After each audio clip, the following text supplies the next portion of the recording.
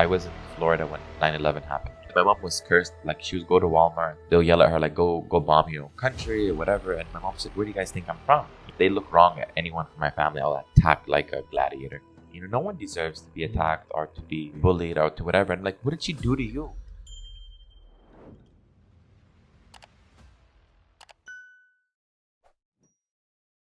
Before we go there, what was security like? Tough? Is it hard? Security? Meeting the Secretary of State? No, it's like, it's America is so smart when it comes to protocol. Like, we get like the arrival information like on the day of the event. So they tell us where we come in from, how do we go. Of course, the perimeter is always tight. I mean, we're talking about Washington, D.C. Everywhere, every inch of Washington, D.C. is covered. Right? You feel safe. You're secured. Like, I told my wife, like, you can go out anytime, no problem. If I'm in a meeting, it's fine. Just not too late. So we went to Florida, which is where I'm from, Orlando, Florida, and we did the whole thing there. Like, we did Disney, Universal Studios. In 3 days. You went to Washington? 3 days was in Washington. But then we stayed almost 2 weeks in Florida. Okay. Yeah. Okay. We did the beach, we did all that, and then that was it. So I had to go back we were going to leave from Florida back to Dubai. Yes. That was the idea. And then one day before, I got a email from my brother saying that there's a very important exhibition in Chicago, which is the NRA, which is the National Restaurant Association. It's like the Gulf food of the UAE, but much more tech.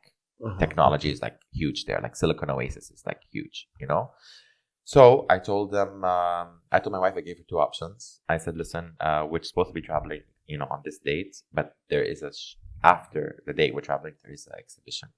So I give you two options. Either you go back to Dubai by yourself or you come with me. I didn't even finish option 2 and she said, I'm coming with you. Yeah. How did I guess? So I was like, I was happy and I was worried because I have to work. And it's Chicago. You got to be leaving here possibly. Chicago, yeah. And for me, it's not only about bored. Like, when I have my wife with me, my mother or my sister, I am in a whole different protective mode where I'm sitting there scanning people the way they're looking. And then if they look wrong at anyone from my family, I'll attack like a gladiator. I will eat them alive because I feel God put me on this earth to protect my family. And especially the woman. Why would you feel that they possibly could be attacked? I grew up in Florida. Florida is not very much, they don't much know what Muslims are. So when they see a woman that is American wearing the scarf, they look at her like she's a derogatory way. Yeah, because we were in America. I was in Florida when 9/11 happened. So we experienced so much. That's still trauma with me, seeing people. I mean, I could... verbally attack. Verbally attack. Yeah. Like, my mom was cursed. Like, she would go to Walmart and they'll yell at her, like, go bomb your own country or whatever. And my mom said, where do you guys think I'm from? Just because I wear a scarf doesn't mean that I'm Arab, she's pure American. So that lives in me.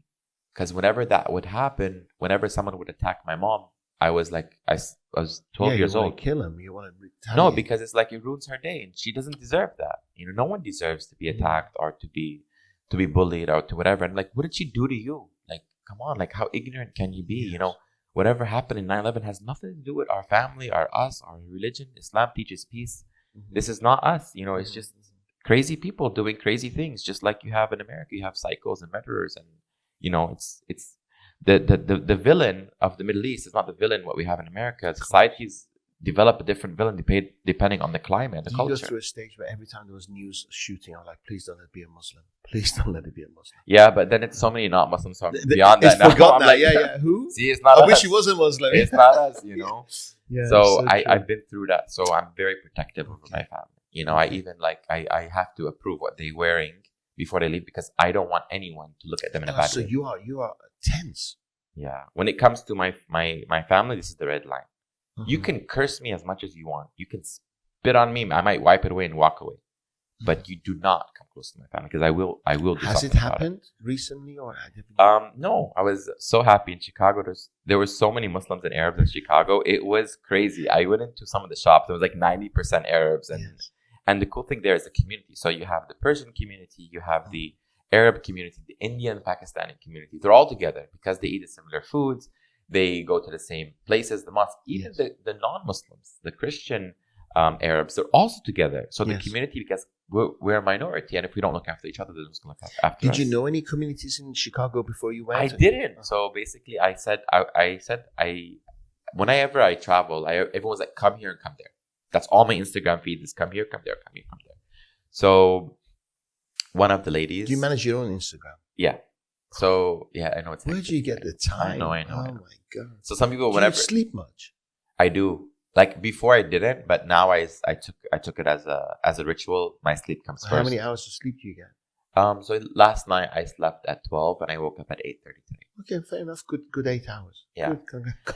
I don't know how you do it, but yeah. So this lady reached out. She's like, when I first came to America, she come to Chicago. I'm like, I'm sorry, it's not in my schedule. Maybe next trip. So when things changed, I contacted her. She's a very normal, kind, middle income family, normal person. American. Pakistani American. Okay. She'd seen you. She heard about you. She used to live in Dubai. No, she's a fan. She loves Dubai Bling and she loved my personality, and she just reached out. Is Dubai Bling big in America? It's bigger in America than here. You are kidding. I swear. There's no foreigner. There's no Middle Eastern, Persian, or Indian, Pakistani has not seen our show in America. And if it is, I'm like, have you been living under a rock? Because every person that saw me. So you're a star in America. Yeah, because think about it. So in Dubai, Dubai Bling, okay, we're in Dubai. Why should we see something from Dubai? Sure. But in America, they're interested in Dubai. They want to learn about Dubai, so they watch it. So basically, she contacted me and I said, okay, no problem. She's like, can I organize a meet and greet? I'm like, no problem, but on one condition. I want to go to a minority-owned business and I want to support them, because a lot of the people as influencers, social media, they take money to support these businesses. For me as a businessman, I don't. I support from my heart because I believe when you give, you get. And those business owners see my effort. They appreciate. When they come to Dubai, they can do the same. Like so you said, it's energy. And it's beautiful energy. Yeah. Scratch my back, I scratch your back. And even if you don't give it back to me in your way, you get it somewhere else. No problem. My reward is, God knows that my intention was clean, and that's what I did. So we met all these amazing people, doctors and teachers. And do you pinch yourself? You go like, I've just arrived in Chicago, and there's people shaking my hand, taking photographs. It's crazy because for me, so I never smoke, I never drink alcohol, never did any drugs. Yeah, my only drug is seeing people happy. When I see a person happy, I feed off of it. It's become an addiction. I literally enjoy seeing people happy. And I have extremes of both worlds. I love seeing people happy, and I hate seeing people sad. If someone cries in front of me, I'm crying with them. This is for sure. No holding tears back, We jumping subject to subject, but do you think that's because you were brought up very closely to your mom, like I was? Because I cry very easily. My heart's open. I think because I believe every human's brain is wired differently, and this is science. From 2 to 12, we develop our personality. We have 2 billion little neurons, and everyone is connected differently. So that's why no human is like the other one, and that's why I'm against this. Horoscope. No, of course not. I'm done with this. Yeah, agree. I'm really done. Your sun, your moon, it's one thing to start with it and say that this is what you are, and this. But it's another thing to live your life by it. Like you meet someone and that I don't get along with that person because of this. Yes. This is wrong. So I think everyone is different. All of our brains are wired differently, and I am just that person. I've changed throughout the years. And when I was younger, I was very, I would say, arrogant. I thought I was smart, but then I realized no, there's people smarter than me. Shut up and listen. And I've learned from my mistakes. But you're still very young. You're still very young. Congratulations. I feel I'm old. Don't. And my soul, at least, maybe because I've seen so much. I see a wise soul. Yeah, I've been through a lot, and I've always a lot. Yeah, I like to be associated always with older people. I like to be around them. I believe they're so wise and I can learn so much from them. So we did all the meet and greets in Chicago. In the restaurant. We did a few different restaurants. Wow. So she planned She planned 2 events, and then same day. Yeah, and then the other people reached out, let's do. So I tried to cover as much as I can. It was so funny. So anytime I would go somewhere, so if your wife's coming along with you. She's coming along and she's enjoying. And we would hit the exhibition. That was her favorite part. She was like, it's like a global village, but free. Because in the restaurant show, obviously, there's a lot of restaurants giving you samples of the food or whatever. So she was trying everything. She was enjoying, and I looked at her, and at one point when she saw me speaking business for the first time, she's looking at me like, he's smart. like, who's this? Who's this man? Yeah. And then she's like, Ibrahim, now I realize why you're successful. I'm like, why? She's like, you can speak very well. And I'm like, what do you mean? She's like, you can convince them. Like I spoke to a company about just how we introduced what we do, and that person was intrigued about, what we've done so far in Dubai in such a small period of time. So we did that. We finished. So I think it was amazing. We came back, and I literally came back a week ago. Welcome back. And do you suffer from jet lag when you go back? I think jet lag is there, but I think we kind of just get on with it. We get on with it, and a lot of times when we keep saying it, we get tired. Mm-hmm. I like to trick my brain and say there's not such thing as jet lag. Shut up, just get to work and just avoid it. But when we keep saying, "Oh no, I have jet lag and I sleep all day," and the more sleep you do, the more you want to sleep more. You're giving it. You're reinforcing it. You're giving it power. You just have to fix your time. Sure. Okay, I have so many things. We could go on about 4 hours here. Yeah. So, congratulations. Thank you so much. Congratulations. Business. So, age 14, you started your own business. Were you always an entrepreneur? Did you feel it was like necessity because maybe your mom was going through a divorce? You felt you had to support her or something? What was it within you? We say some of the most beautiful things happen by mistake, and that's just God's way of showing you a new path. When my parents got divorced, so basically my father always led us to live in a very comfortable lifestyle. Okay. I decided to leave the house because none of my older brothers wanted to go with my mother. And I felt that, her going by herself, she needed support. We literally went into a studio apartment in a very bad area. And, here you have this woman, American, covered with my 7-year-old sister. So I was like, it's not going to happen. And I was like, I'm going with her. And my dad said, okay, if you go with her, you're not getting any allowance from me. So it wasn't a harmonious divorce. It was tough. I mean, my mom gave him conditions. He didn't accept it. And my dad was like, because she did this before. So the way he thought about it is she's going to come back. Yes. But when I was there, she's like, wait, now she has support, even though I was 14. So my dad wasn't happy about me going with her. Yes. So he kind of gave me like the cold shoulder saying like, you're not going to get your car when you're 16 or whatever. He couldn't have his own way. Yeah, and I told him, I love my father. I love him possibly even more than my mom. But the thing about my father is he's very like militant, He's an amazing dad. He taught me everything I know in business. He taught me, patience, culture, so much. But it's just that I feel that my mom needs the love more than my dad does. My brothers are so close to him, so they support him, do everything. And I support him too. But my mom is like, she's a mother. Like when I've seen your mom on the program, she's just so kind.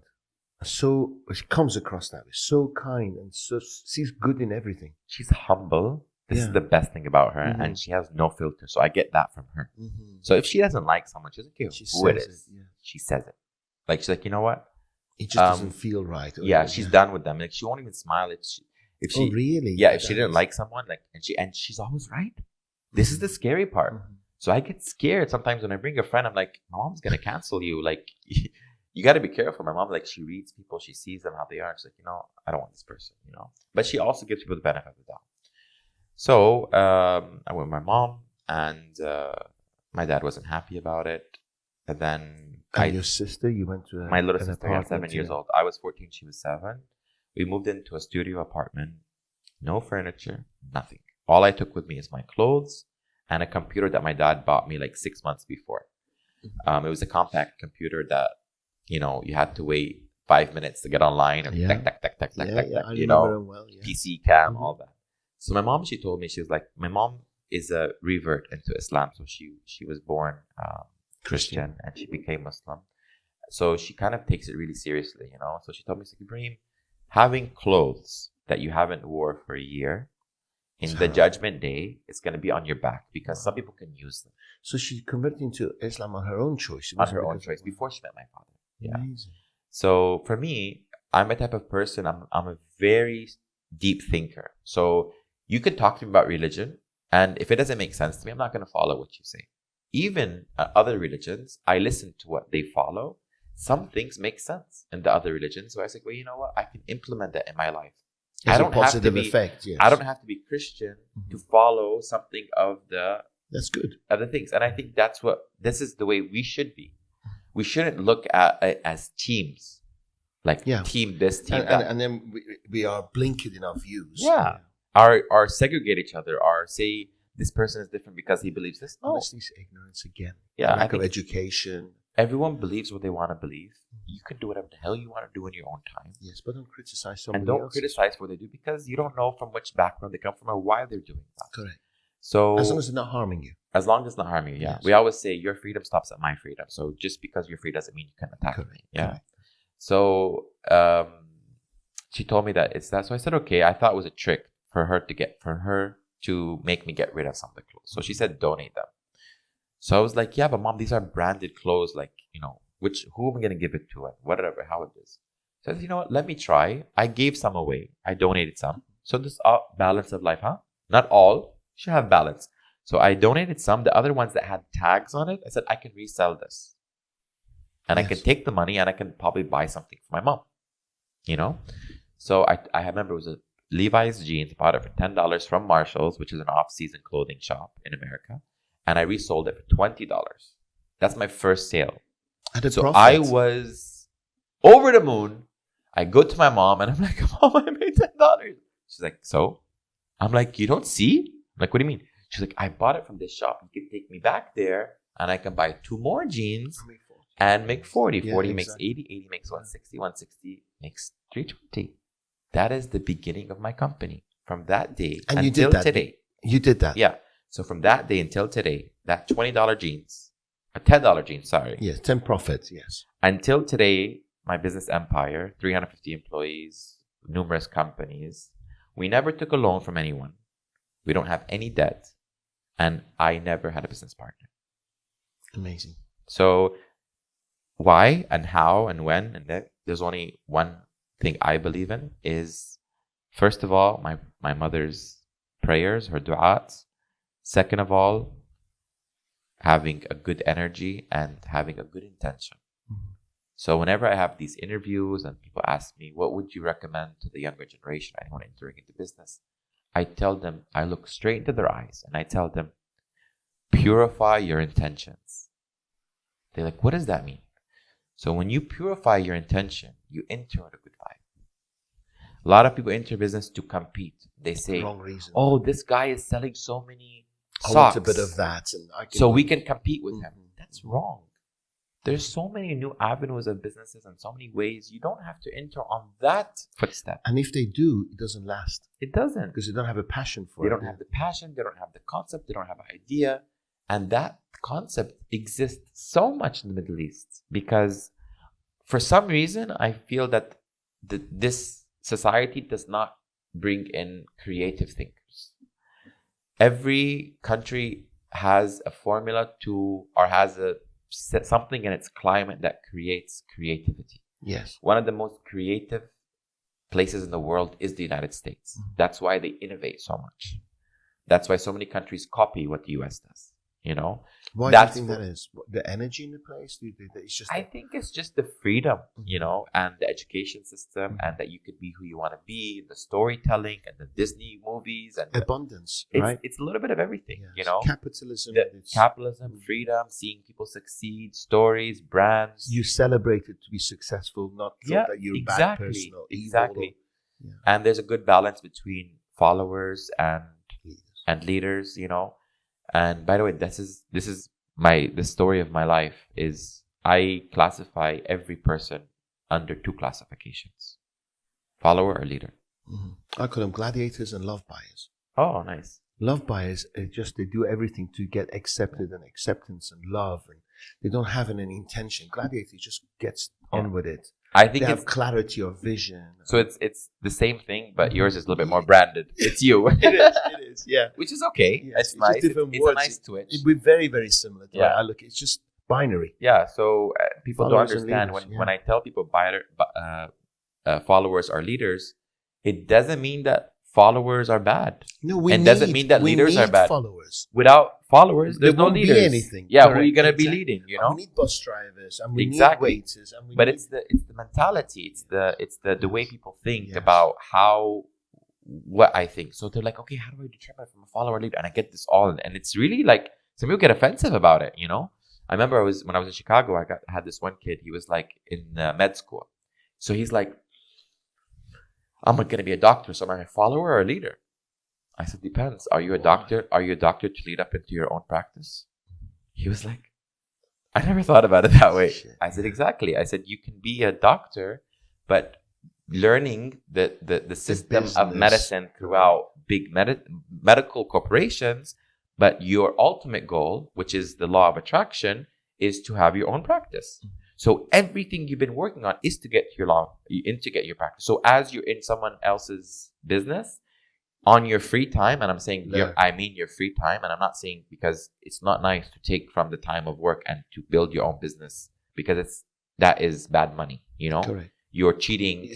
People don't realize stealing time is worse than stealing cash. Stealing time, stealing contacts is unethical. Yes. Unethical behavior leads to a drop in business, and that means you can build your business, but at any moment it can be crushed. Why? Because it's built on dirt.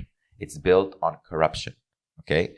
So basically, I told him, you learn on your time. For example, you see the infrastructure of how do they make appointments, for example, so that way you implement in your business. Even if your business is down 10 years, that's 10 years of experience that you're going to have. It's priceless. So he said, so he said, I should not open a business while I'm working. I said, absolutely not. Absolutely. Absolutely not. Because you're going to drain yourself in that business. You're going to fail. Then you're going to be demotivated and to continue. You're not going to give your focus on where you're getting a good salary to work for. Exactly. You're focusing on something You're going to be neglecting that. It's like spreading your legs, you can't run. Correct. Why doesn't this come from such a young age? Because when I was your age, I didn't know my backside from my head. I didn't know what the hell I was doing. So everything comes at a cost in life. Mm-hmm. Nothing is a fairy tale. No one is complete. No one is perfect. So I sold my childhood. That's the price. So you didn't have a good childhood, no? I had an amazing childhood, but I sold it. So basically, at the age of 14, instead of going to the cinemas, going to high school dances like every other kid does, I was working. So this clothing business picked up, basically. And you just stuck to clothing, and then you thought, hang on a second, I can sell cutlery. I started clothing. It was always buying from Marshall DJ Maxx. I learned the system. I got to know the employees. Did you have your own website, or did you sell it on a platform? eBay. I was the first 1,000 power sellers on eBay. eBay was the beginning of the internet, and I was there. However, I didn't continue in that path of IT because I believed it was not making me happy. Why? Because you couldn't see the people, you couldn't exchange face-to-face interaction, and happiness is really important to you. I didn't care how much money I could. If I would have continued on eBay, I would have probably been one of the world's biggest billionaires in IT. I probably would have been something like Microsoft or something by now, you know?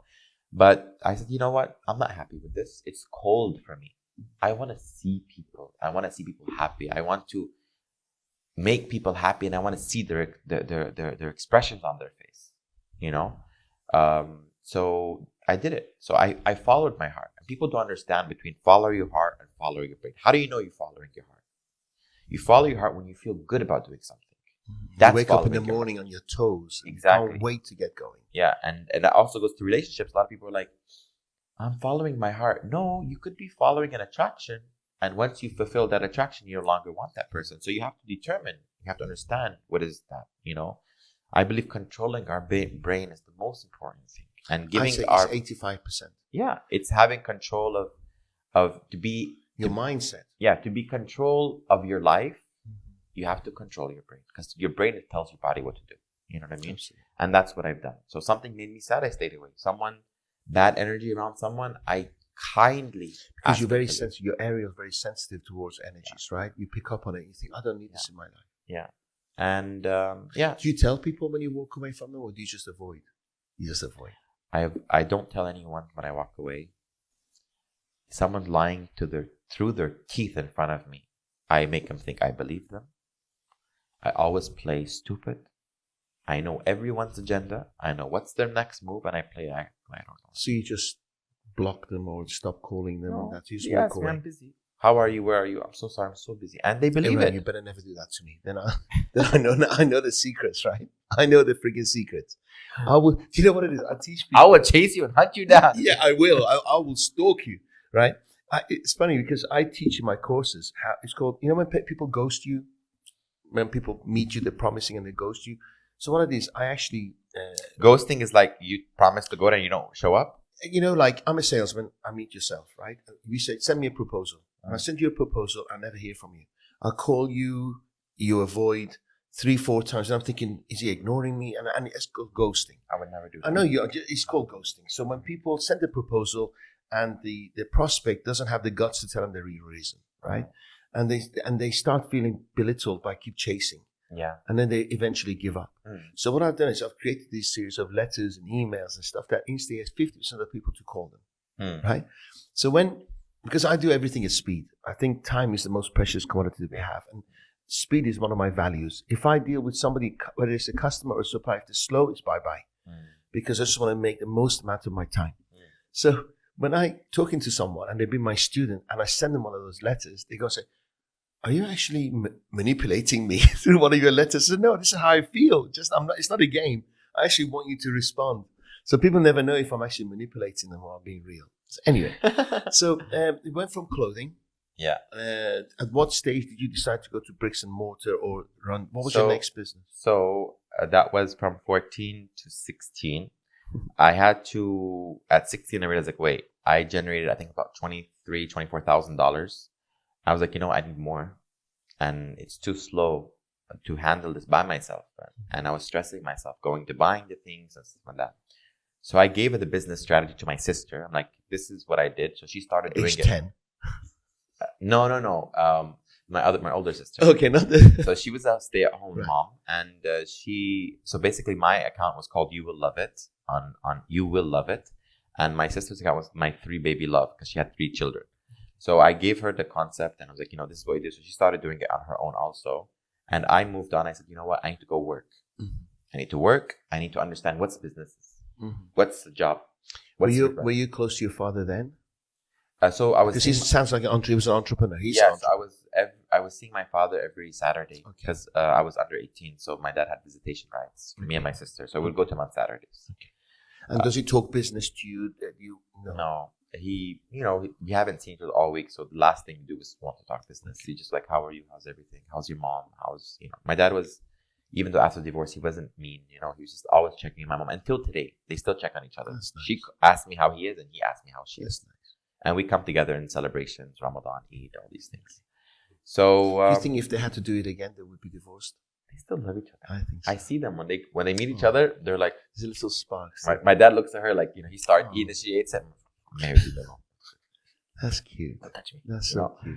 And he always comes up to her, like, especially my wedding, like he goes after. He's like, he pretends he's not supposed to touch her. It's not his wife anymore. So he chases her. We can block this bit. My mom is like, get your dad away from me. Get him away from me. And he jokes. He's not gonna. He just like likes to tease her. Yeah. He loves annoying her. How old's your dad? My dad is 65. So he's young. He's young. Yeah. It's nothing. Yeah. Oh, they were both young when they first. So they're 5 years apart. Oh, nothing. Yeah. So I decided to work. So I had to send a letter to the senator of Florida, and to tell him I need to bypass the child labor law so I can work more than 20 hours. Asking a stupid question. So when you were 14, you were in the States, or you were in Kuwait? I left Kuwait. I was 2 years old. So I was. This was all happened in the. Oh, I see. I understand. Okay. So eBay in the US is. Yeah, that's when I first started. Yeah. So I went to this. I sent an email to the senator. A letter, and I told him that I need to bypass the child labor law for me to be able to work more hours, and because I was the only provider for my family. Cute. So accepted. Crazy. Yeah, no. He said, you need to have your high school diploma before we can accept it. So I went to the school board and I said, how can I get it? They said, you can get it through GED, which is you have to take the test, and if you pass it, you can. I passed the test on the first try. Wow. With flying colors. Wow. You smart, or you just worked hard?